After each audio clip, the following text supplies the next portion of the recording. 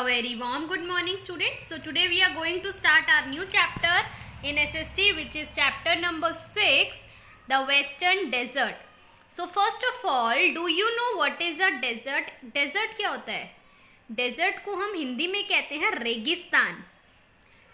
हमारे जो इंडिया में डेजर्ट है that is also known as western desert. It is large and dry region in the north western part of Indian subcontinent, जिसे हम Thar desert के नाम से भी जानते हैं, क्योंकि ये वेस्ट साइड इंडिया के वेस्टर्न साइड में, इसीलिए इसे हम वेस्टर्न डेजर्ट भी कहते हैं. ठीक है student. So first of all we will know about its location and extent. Location मतलब ये कौन कौन सी स्टेट्स में लोकेटेड है, स्थित है. वेस्टर्न डेजर्ट जो है वो मोस्टली राजस्थान की स्टेट, हमारे इंडिया में स्टेट है जिसका नाम राजस्थान है, उस स्टेट को कवर करता है. इसके साथ साथ वो और भी अदर स्टेट्स में एक्सटेंड कर रहा है, जिसमें आता है साउथर्न पार्ट है हरियाणा का and Punjab also, and the northern Gujarat and also some other parts of Pakistan, जो कि दूसरी एक कंट्री है. पहले एक्चुअल में पाकिस्तान भी इंडिया से ही कनेक्टेड था, एक ही थी ये, बट बाद में जब ये डिवाइड हो गए तो वेस्टर्न डेजर्ट का कुछ एरिया पाकिस्तान में भी लोकेटेड है. आपने मूवीज़ में और सीरियल्स में देखा होगा, रेगिस्तान में जब दिखाया जाता है क्या होता है, वहाँ चारों तरफ सिर्फ रेत रेत होती है. तो एक्चुअल में जो डेजर्ट एरिया होता है वो बिल्कुल ऐसा ही होता है. वहाँ पर वाटर की बहुत ही ज़्यादा शॉर्टेज होती है, मतलब वहाँ ज़्यादा रेनफॉल नहीं होती. 70% ऑफ राजस्थान जो है वो डेजर्ट से कवर्ड है, मतलब 70% राजस्थान का एरिया में डेजर्ट ही है. ठीक है, इसीलिए राजस्थान को डेजर्ट स्टेट ऑफ इंडिया भी कहा जाता है. अब थार डेजर्ट का जो ईस्ट साइड है वहाँ पर अरावली हिल्स हैं, और इसी के साथ साथ उसका जो साउथ एरिया है, वहाँ साउथ रीजन है, वहाँ पर रन ऑफ कच्छ पड़ता है. वेस्टर्न डेजर्ट जो है उसमें बहुत सारे सैंड ड्यून्स और सैंड हिल्स भी पाई जाती हैं. और ये जो सैंड ड्यून्स और सैंड हिल्स होते हैं ना, ये शिफ्ट करते रहते हैं प्लेसेस. कैसे, देखो जब भी तूफान आता है रेत का, तो क्या होता है, बहुत तेज हवा के साथ साथ वो रेत उड़ती हुई एक प्लेस से दूसरे प्लेस पे ट्रांसफ़र होती रहती है. ठीक है, और उससे नए नए सैंड ड्यून्स और सैंड हिल्स फॉर्म होते रहते हैं, यानी बनते रहते हैं. इसके बाद हम जानेंगे इसके क्लाइमेट, नेचुरल वेजिटेशन और यहाँ की वाइल्ड लाइफ कैसी है. फर्स्ट ऑफ ऑल क्लाइमेट कैसा है, मतलब यहाँ पर किस तरह का मौसम रहता है. क्योंकि ये डेजर्ट एरिया है इसीलिए यहाँ का जो क्लाइमेट रहता है वो बहुत ही एक्सट्रीम रहता है, मतलब बहुत ही ज़्यादा होती है. अगर गर्मी है तो वो भी ज़्यादा पड़ती है, और अगर सर्दी है तो वो भी बहुत ही ज़्यादा पड़ती है. फर्स्ट ऑफ ऑल यहाँ पर बहुत ही कम अमाउंट, और यू कैन से बिल्कुल ही बारिश नहीं होती. ठीक है, बहुत ही कम होती है बारिश, या फिर होती ही नहीं है. सैंड और जो रेत होती है, आपको भी पता है रेत जो होती है वो सन की हीट की वजह से और ज़्यादा हॉट हो जाती है. ठीक है, और इसीलिए वो जितनी जल्दी हीट अप करती है उतनी ही जल्दी वो ठंडी भी हो जाती है. इसीलिए डेजर्ट एरिया में दिन जो हैं वो गर्म होते हैं, और रातें यानी नाइट्स जो होती हैं वो कोल्ड, ठंडी होती हैं. दिन में यहाँ का जो टेम्परेचर है वो 40 डिग्री सेल्सियस तक चला जाता है, और रात में यही टेम्परेचर ड्रॉप होकर डाउन होकर 0 डिग्री सेल्सियस तक आ जाता है.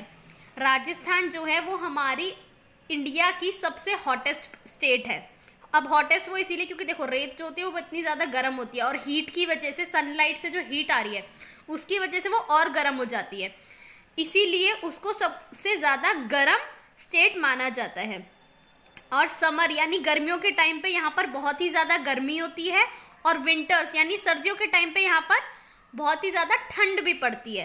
तो इसीलिए यहाँ पर कहा गया कि यहाँ का जो क्लाइमेट है वो बहुत ही ज़्यादा एक्सट्रीम है, मतलब जो भी चीज़ होती है, सर्दी हो या गर्मी हो, वो बिल्कुल एक्सट्रीम लेवल पर होती है. ठीक है, और सबसे मेन बात कि यहाँ पर रेन ज़्यादा नहीं होती. अब इसके बाद हम जानेंगे यहाँ के नेचुरल वेजिटेशन के बारे में, मतलब यहाँ किस तरह की ट्रीज़ और हर्ब्स ग्रो होती हैं. क्योंकि देखो यहाँ पर रेन तो होती नहीं, और किसी भी क्रॉप को या किसी भी ट्री को ग्रो होने के लिए या वेजिटेशन को ग्रो होने के लिए सबसे ज़्यादा वाटर की ही रिक्वायरमेंट होती है, ज़रूरत होती है.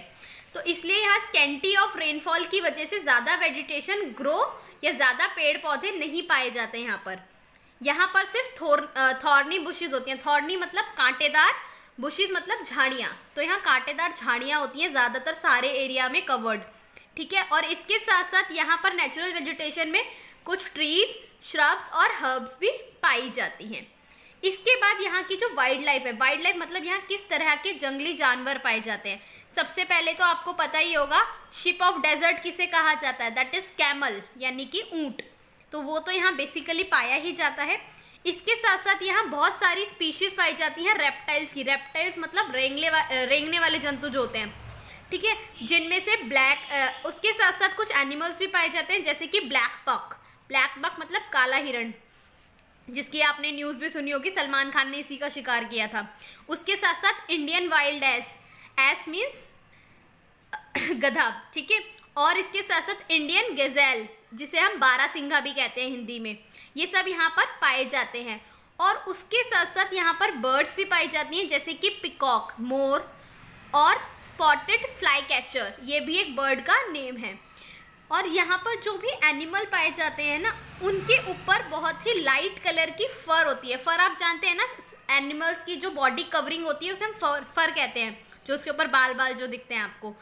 इसकी वजह से इनकी बॉडी जो है वो कूल रहती है, मतलब ये फर उनको हेल्प करती है ठंडक पहुँचाने में।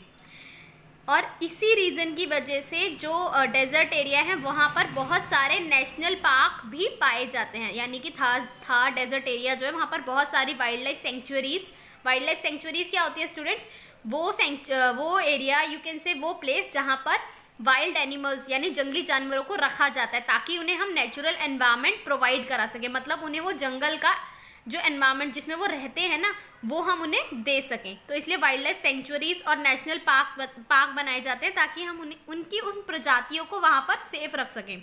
तो थार डेजर्ट में ऐसे बहुत सारे वाइल्ड लाइफ सेंचुरीज और नेशनल पार्क भी मौजूद हैं। इसके बाद अब आते हैं, देखिए यहाँ पिक्चर में आपको एक ब्लैक बक दिखाया हुआ है, ये होता है काला हिरण। इसके बाद हम आते हैं यहाँ के ड्रेनेज सिस्टम, मतलब यहाँ पर जल प्रणाली कैसी है। अब देखो रेनफॉल तो यहाँ ज़्यादा होती नहीं, तो फिर यहाँ के लोग अपना मतलब कैसे जिंदा है, क्योंकि विदाउट वाटर तो लाइफ मिजरेबल ही हो जाती है। तो राजस्थान जो है वो रिसीव करता है very little amount of rainfall तो बहुत ही कम होती है, इसीलिए यहाँ पर शॉर्टेज ऑफ वाटर रहती है, यानी पानी की कमी हमेशा रहती है। यहाँ के जो लोग हैं वो ज़्यादातर वाटर वेल्स यानी कुओं से और टैंक से यूज़ करते हैं सिंचाई के लिए। जितनी भी वो क्रॉप्स ग्रो करते हैं ना, उसके लिए वहाँ कोई रिवर या कोई छोटा सा तालाब ऐसी चीज़ें तो होती नहीं है, तो उसके सिंचाई के लिए उन लोगों को कुओं से और टैंक से पानी यूज़ करना पड़ता है। इसके साथ साथ यहाँ पर एक इंदिरा गांधी कैनाल भी है जो यहाँ की सबसे बिगेस्ट कैनाल है, ठीक है। और ये रिवर सतलुज से लेकर जैसलमेर तक फैली हुई है। ओके स्टूडेंट्स, अब इसके बाद हम जानेंगे यहाँ का लाइफस्टाइल कैसा है, मतलब यहाँ के लोग किस तरह से रहते हैं, किस तरह का खाना खाते हैं, क्या उनका ऑक्यूपेशन है। फर्स्ट ऑफ ऑल राजस्थान, क्योंकि अभी हमने पीछे जाना कि 70% डेजर्ट एरिया जो है वो राजस्थान की स्टेट में ही पड़ता है, तो राजस्थान के बारे में हम डिटेल में जानेंगे। राजस्थान की जो कैपिटल है वो है जयपुर, ठीक है। इस स्टेट की जो बाउंड्रीज हैं वो पाकिस्तान पड़ता है इसके वेस्ट साइड में, गुजरात है इसके साउथ वेस्ट एरिया में, मध्य प्रदेश इसकी साउथ ईस्ट साइड पड़ती है स्टेट, और उत्तर प्रदेश और हरियाणा स्टेट जो है वो इसकी नॉर्थ ईस्ट साइड में है, और पंजाब इसके नॉर्थ साइड में है। आपने मूवीज़ में भी देखा होगा और सीरियल में भी देखा होगा, राजस्थान के लोगों को जैसा दिखाया जाता है वो बहुत ही सिंपल और ट्रेडिशनल होते हैं। ट्रेडिशनल मतलब वो वैसी ही परंपराओं को फॉलो करते हुए आते हैं और बहुत ही सिंपल तरह की उनकी क्लोथिंग होती है, मतलब वैसे ही सिंपल कपड़े पहनते हैं, वैसे ही सिंपल उनका खान पान होता है। यहाँ के लोगों का जो मेन ऑक्यूपेशन होता है वो होता है एग्रीकल्चर यानी खेती बाड़ी और एंड रियरिंग ऑफ एनिमल्स, मतलब पशुपालन जिसे हम हिंदी में कहते हैं, पशुओं को जो पालते हैं, जिसमें शीप आती है, बेसिकली भेड़, गॉट्स यानी बकरियां, और कैमल ऊंट। बेसिकली ये 3 एनिमल्स हैं जिनकी यहाँ पर रियरिंग की जाती है। इसके बाद हम जानेंगे यहाँ पर कौन कौन सी क्रॉप्स ग्रो होती हैं। यहाँ पर मेनली बाजरा, पल्सेस, मेज, सीसेम एंड ग्राउंडनट मतलब होता है मूंगफली, तो ये क्रॉप्स यहाँ पर ग्रो की जाती हैं। इसके साथ साथ स्टूडेंट्स यहाँ के लोग जो हैं वो किस तरह का फूड खाते हैं, उनका खान पान कैसा होता है, क्योंकि यहाँ पर ज़्यादा अमाउंट में फ्रूट्स और वेजिटेबल ग्रो नहीं होते, क्योंकि यहाँ वाटर की बहुत ज़्यादा शॉर्टेज है, इसीलिए यहाँ पर कुछ स्पेसिफिक फूड क्रॉप्स ही ग्रो की जाती हैं और वो स्पेसिफिक फूड ही वो लोग खाते हैं। राजस्थान के लोग जो है वो ज़्यादातर ड्राइड मतलब सूखी लेंटिल्स एंड बीन्स यूज़ करते हैं। लेंटिल्स होती हैं मसूर की दाल और बीन्स होते हैं फलियाँ। आप लोग भी खाते होंगे, फलियों में भी अलग अलग तरह की फलियाँ होती हैं ना, तो वो ज़्यादातर यही फलियाँ खाते हैं अपने डेली फूड में। और इसके साथ साथ यहाँ के लोग ग्राम फ्लोर यूज़ करते हैं, दैट इज़ बेसन जिसे बोलते हैं हम हिंदी में। उससे वो अलग अलग डिशेस प्रिपेयर करते हैं, जैसे कि गट्टे की सब्जी, ये तो आप लोग भी खाते हैं, पकौड़ियाँ, मंगोड़ी और पापड़, ये इनका बेसिक फूड होता है। मतलब यहाँ पर ये लोग ड्राई फूड ज़्यादा प्रीफर करते हैं। और इसके साथ साथ यहाँ पर दाल बाटी चूरमा, वो यहाँ की फेमस डिश है इस स्टेट की। सो स्टूडेंट, इससे आगे की वीडियो अब हम नेक्स्ट पार्ट में कंटिन्यू करेंगे। Thank you student, hope you like the video. Please do like, share and subscribe my channel.